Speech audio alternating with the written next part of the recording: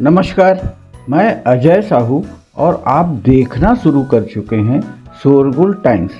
कहानी सीक्रेट अमीरजादा के इस एपिसोड में अहान कुछ ही मिनट में सुधीर सहित उसके 20 खतरनाक आदमियों को बुरी तरह घायल कर दिया था। सभी घायल अवस्था में जमीन पर पड़े थे। अंजना का पति सुधीर भी समझ गया था कि अहान कोई मामूली इंसान नहीं है। वो भी दर्द से कराहते जमीन पर पड़ा था। यह सब देखकर अंजना बुरी तरह डर गई थी। उसे कुछ समझ नहीं आ रहा था कि यह सब कैसे हो गया। अंजना अब बहुत पछता रही थी कि शेखर पर अटैक करवा कर उसने बहुत बड़ी गलती कर दी थी। अंजना अब अहान को पैसे देकर बचना चाहती थी। इस एपिसोड की शुरुआत कुछ इस तरह से होती है। चलिए अब जानते हैं इस एपिसोड में आगे और क्या कुछ नया होता है। अहान ने अंजना से पैसे लेने से मना कर दिया था, इसलिए अंजना ने सोचा कि अहान ने उसे माफ़ कर दिया। यह सुनकर यामिनी को बहुत गुस्सा और बाकी सब भी हैरान हो गए। अहान के टेम्परामेंट के हिसाब से उसे ऐसा नहीं करना चाहिए था। इतने में अहान अंजना के कुत्ते को लेकर उसके सामने आया और उससे सवाल करने लगा। लास्ट में अहान ने कहा, अब तुम औरत हो, मैं तुम पर हाथ नहीं उठा सकता, तो कुछ तो करना पड़ेगा ना। मेरे पापा के बारे में तो सोचो, तुम क्या करने वाले हो। अंजना ने कहा और अपने कदम पीछे करने लगी। मेरे पापा के पैर का बदला मैं तुम्हारे पैर से लूँगा, अहान ने कहा और उस कुत्ते को सहलाते हुए अंजना के पीछे छोड़ दिया। उस कुत्ते ने अहान की बात जैसे मान ली थी और अंजना के पीछे उसे काटने के लिए भागने लगा। जब अंजना पत्थर से टकराकर गिर गई तब उस कुत्ते ने अपनी ही मालकिन को बहुत ज़ोर से काटा, जिसकी वजह से उसकी पैर की पिंडली से खून बहने लगा। कुत्ते ने अंजना को इतना तेज काटा था कि उसकी हड्डियां तक दिखने लगी थी। अंजना दर्द से चिल्ला रही थी और रो रही थी। उसे साफ नज़र आ रहा था उसकी आगे की ज़िंदगी शायद अब व्हील चेयर पर ही गुजरेगी। अहान ऐसा करेगा यह किसी ने नहीं सोचा था। सबकी आंखें फटी की फटी रह गई। अहान ने किसी को कुछ सोचने समझने का मौका नहीं दिया था। अहान ने सुधीर और अंजना दोनों को फर्श पर चित कर दिया था। अहान यह सब देखा और मुस्कुराने लगा। उसने अहान की बात मान ली थी, इसलिए उसने सर सहलाते हुए उस कुत्ते को आज़ाद कर दिया। इसके बाद अहान शेखर के पास आ गया। पापा, चलिए हम आपको हॉस्पिटल लेकर चलते हैं, अहान ने कहा। तीनों के सहारे शेखर कार में बैठा और चारों हॉस्पिटल पहुंचे। वहां पर पहले शेखर का वैक्सीन लगा और फिर उसके घाव पर ड्रेसिंग हुई। यह सब होने के बाद भी शेखर को 2-3 दिन हॉस्पिटल में रहने की ज़रूरत थी। शेखर के पैर पर एक घाव ठीक नहीं होता, उससे पहले ही उसे दूसरी चोट लग जाती थी। इस वक्त रात काफ़ी हो चुकी थी। यामिनी ने अहान और सनाया से कहा, अहान, सनाया, तुम दोनों जाओ, कुछ खा कर आ जाओ, मैं शेखर के पास बैठी हूँ। हाँ, तुम दोनों जाओ, तुम सुबह से थक गए होंगे। यामिनी मेरे पास ही है, तुम चिंता मत करना। शेखर ने बेड पर लेटे यामिनी की बात से सहमति जता दी। इस वक्त शेखर चाहता था कि वो दोनों वहाँ से जाए तो शेखर यामिनी से बात करे। शेखर को यामिनी से कुछ ज़रूरी बात करनी थी। जब से वो हॉस्पिटल में घुसे थे तब से शेखर नोटिस कर रहा था कि यामिनी का बर्ताव अहान को लेकर बिल्कुल बदल गया था। वो उसे देखकर चिढ़ नहीं रही थी, बल्कि बहुत प्यार से बात कर रही थी। शेखर को समझ नहीं आ रहा था कि ऐसा क्या हो गया था जिसकी वजह से यामिनी ऐसा बिहेव कर रही थी। वो यामिनी से इस बारे में आहान और सनाया के सामने बात नहीं करना चाहता था। ठीक है, हम दोनों जाते हैं। अगर आपको किसी चीज़ की ज़रूरत हो तो आप मुझे कॉल कर देना, आहान ने कहा। वो भी समझ गया था कि शेखर यामिनी से कुछ बात करना चाहता है, इसलिए उसने वहाँ रुकने के लिए नहीं कहा। हम ध्यान से जाना, यामिनी ने कहा। जब आहान और सनाया वहाँ से चले गए तब शेखर ने यामिनी से पूछा, व्हाट द हेल यामिनी, क्या चल रहा है? क्या चल रहा है मतलब? यामिनी ने अनजान बनते हुए पूछा। वो अच्छे से जानती थी कि शेखर क्या पूछ रहा है। ज़्यादा अनजान बनने की ज़रूरत नहीं है, तुम अच्छे से जानती हो कि मैं क्या पूछ रहा हूँ, शेखर ने कहा। मैं सच में नहीं जानती शेखर कि तुम क्या पूछ रहे हो, यामिनी ने इधर उधर देखते हुए कहा।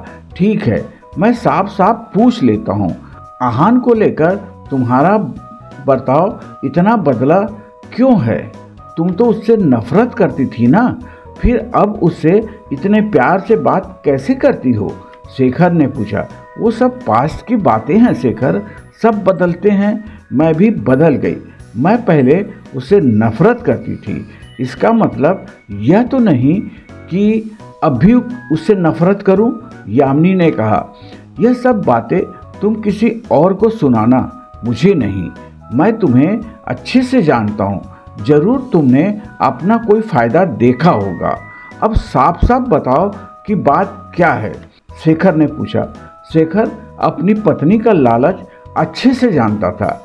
यामिनी हंसने लगी और उसने कहा, शेखर तुम तो अच्छे से समझते हो मुझे। शेखर, मैं कुछ बातें जानती हूँ जो मुझे सनाया ने बताई थी, यामिनी ने कहा। सनाया ने तुम्हें क्या बताया? शेखर ने पूछा। शेखर, सनाया ने मुझे बताया कि आहान रायजादा परिवार का बेटा है, यामिनी ने कहा।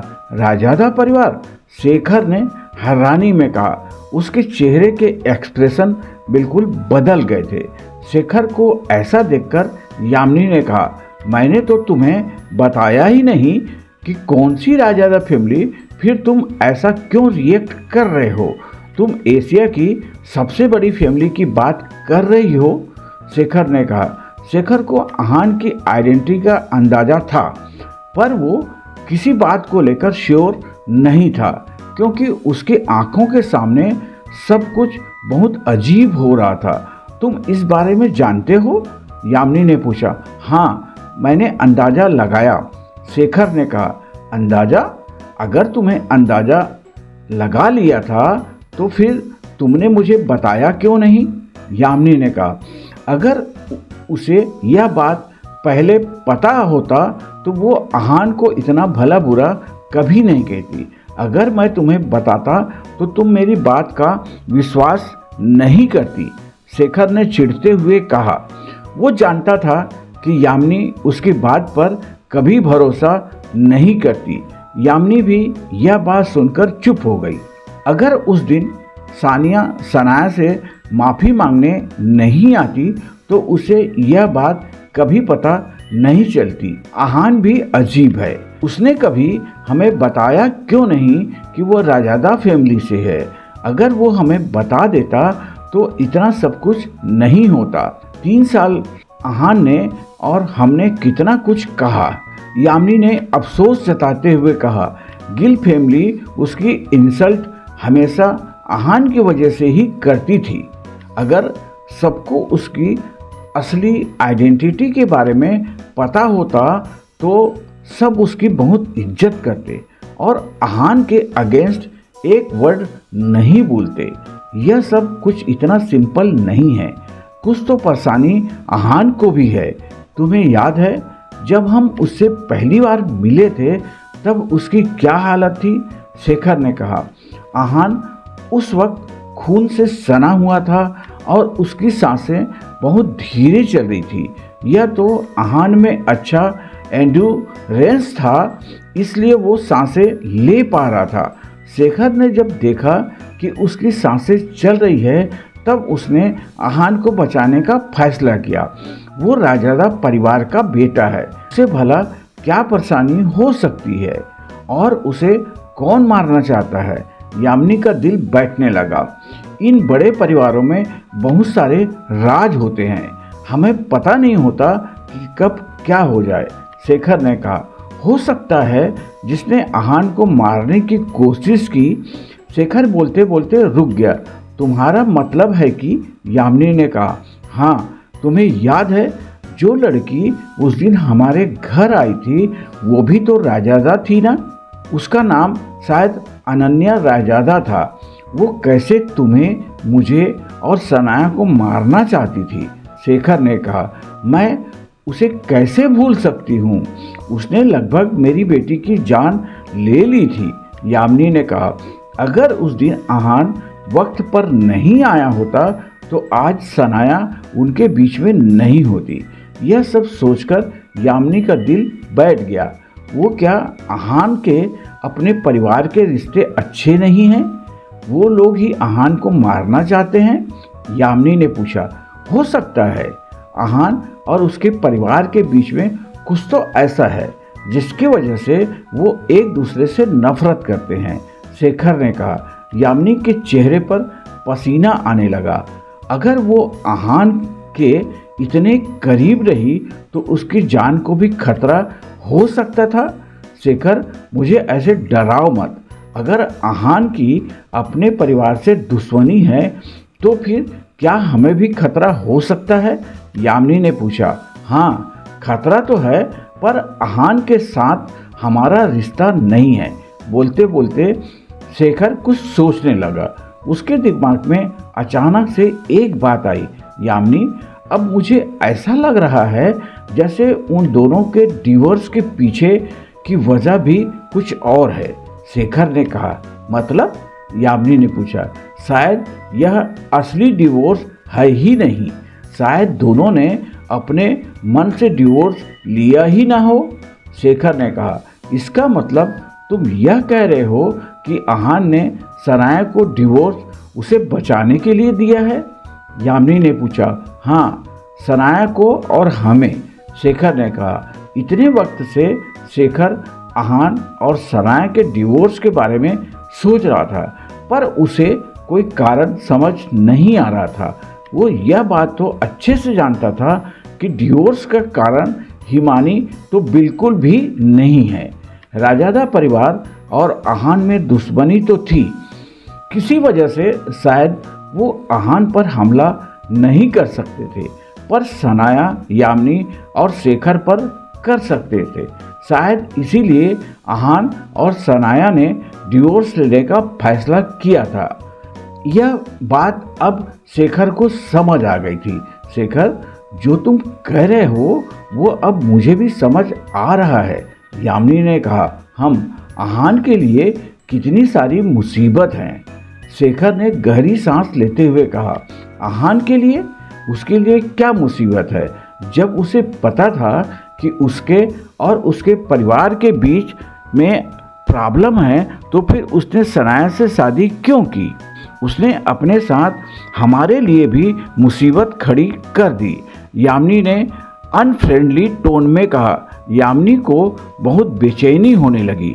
शेखर ने इनडायरेक्टली उसे समझा दिया था कि आहान और उसके परिवार के बीच में रिश्ते ऐसे नहीं थे जैसे वो सोच रही थी।